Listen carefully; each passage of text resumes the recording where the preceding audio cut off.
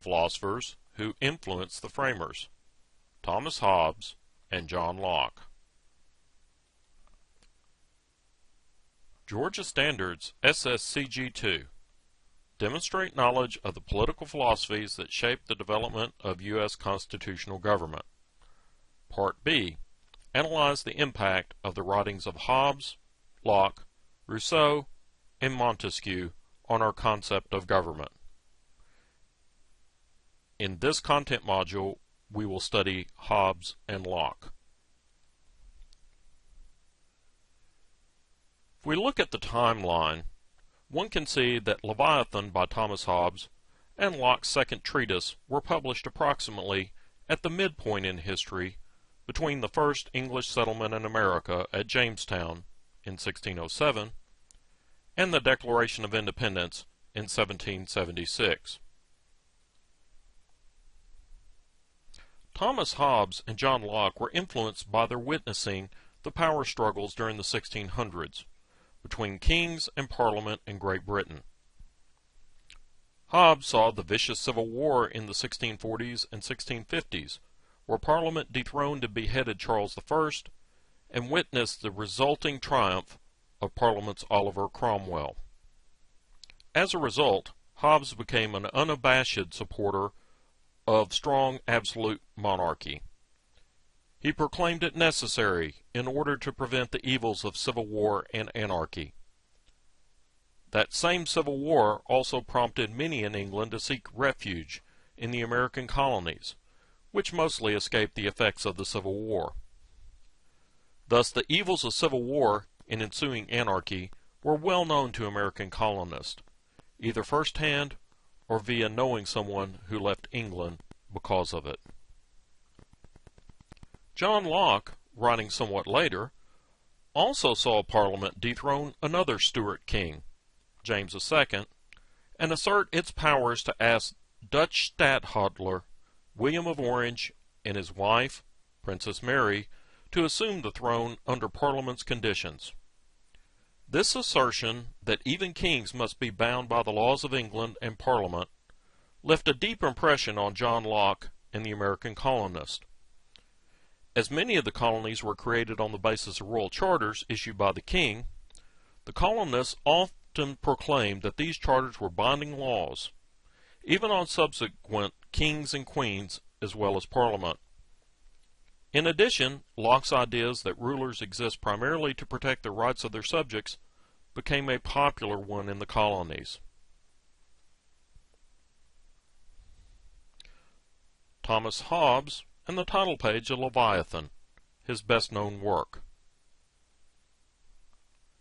In Leviathan, Hobbes dismally proclaims that humans are primarily governed by their passions, rather than by logic or reasoning.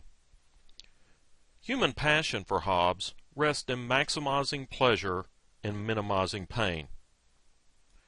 This utilitarian calculus of Hobbes concludes that most people seek dominance and power over others. Thus greed, glory-seeking, reputation-seeking are all ways that humans seek to elevate themselves over others.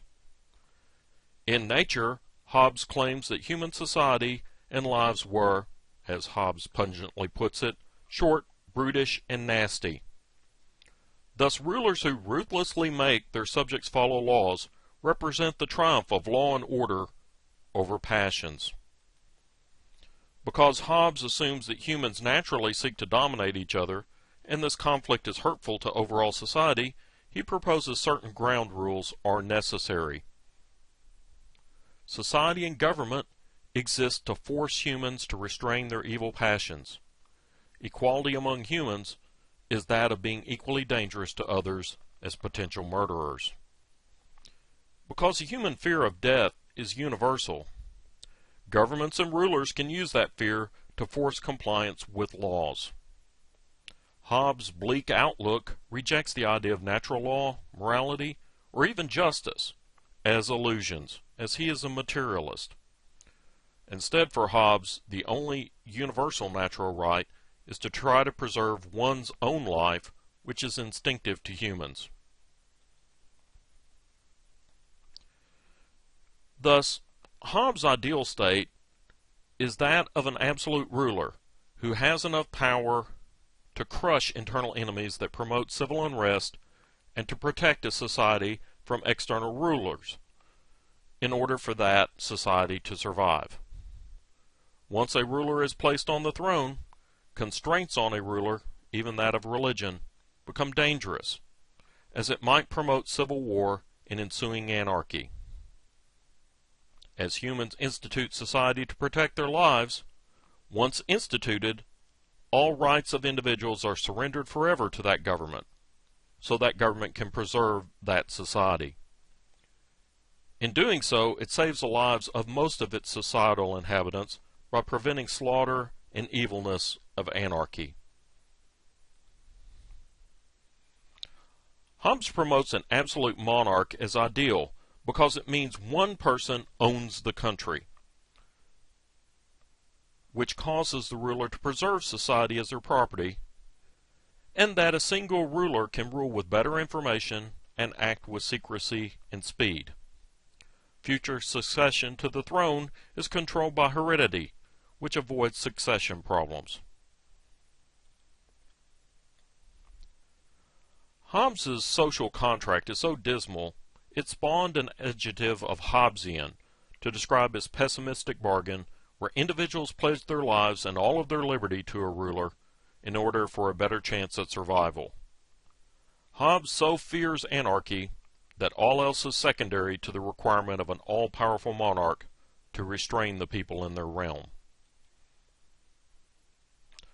Hobbes' dismal warning of the fallen nature of humanity and removing all restraints on evil passions in civil war affected the upper educated crust of American colonial society. In particular, the American Revolution upended the social order by splitting loyalists from patriots, overthrew the existing social hierarchy, and resulted in the destructions of lives, liberties, and properties. Later, during the framing of the Constitution, the framers met shortly after Shays' Rebellion, where the national government was too weak to protect its own national armory at Springfield, Massachusetts, let alone assist the state in putting down the rebellion. Fear of the consequences of failed government led many at the convention to worry whether the states would fall into internal anarchy, states would war against other states, or if foreign countries would invade, if the national government under the Articles could not be fixed. The framers were well aware that in such situations, people in desperation often turn to a dictator to preserve society. This is John Locke and the title page of his 2 treatises of government. John Locke agrees that the absence of government or society can result in people behaving badly, but he argues it's not the norm, as people are basically good, but they can be warped by their experiences. However, Locke agrees that societies are created in order for protection against outlaws. For Locke, most human conflict comes from vengeance and retribution, when people feel their innate sense of justice and morals have been violated by others, which then promotes a self-perpetuating conflict. Locke believes that liberty is a universal right, and longing for it basic human nature. Individual liberty for him is necessary for self-preservation. The right of liberty includes the right to own property because it helps ensure an individual's survival. Thus, the role of civil society is to preserve liberties rather than simply provide order. Locke's ideal government serves to preserve both the lives and liberties of those in society. A good government promotes economic growth and allows individuals to keep the fruits of their labor through accumulation of wealth.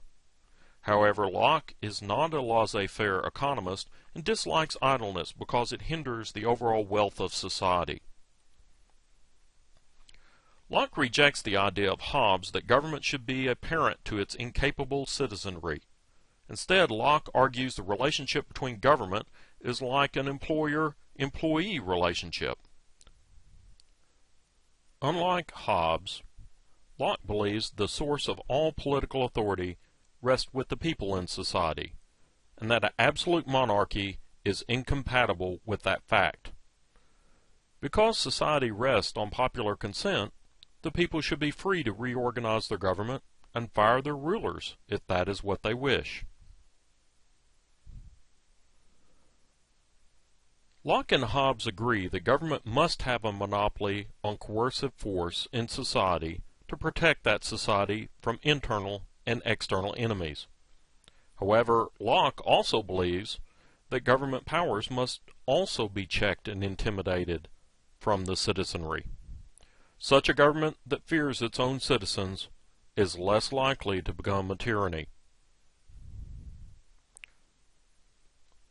Locke's most radical departure from the ideas of Hobbes lies in his idea that society possesses the right to overthrow a tyrant, and that tyrants have no right to take all liberty from citizens, even under the guise of protection. The best protection is active citizenry participating in government, which checks its tendency for tyranny. Locke's 4 principles of constitutionalism include equality of all before the law. Laws are written for the good of the people and not rulers. Consent of people is necessary for taxes.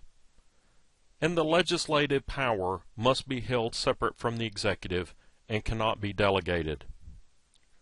Legislators must be accountable to the people.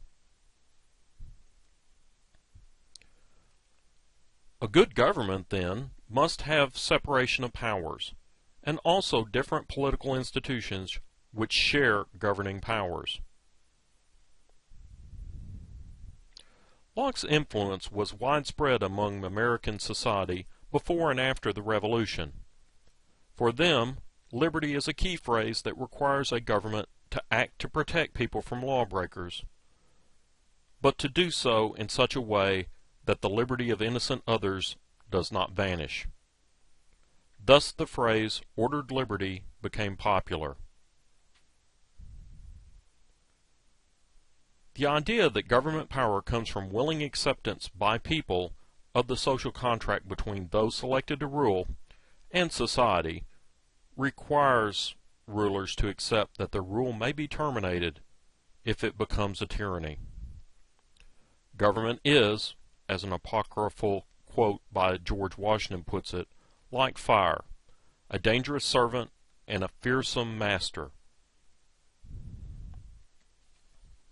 Locke's direct contributions to the framers' government include a uniform rule of law with fixed procedures in the Constitution and Bill of Rights, justice for individuals and those accused of crime, and the mixed method of selecting government officials, which all fit the tenets of Locke. Other contributions by Locke to the Constitution: taxes are first approved by the popular branch, the House. Congress may not delegate its powers inappropriately to other branches. The legislative branch can remove unfit officers of government. And arguably, the Second Amendment seeks to restrain the national government by raising fear of rebellion from either state citizen militias, under one reading, or to citizens themselves.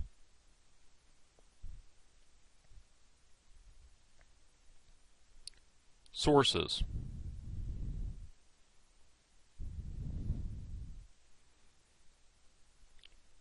additional useful information can be found at these websites. This concludes this content module.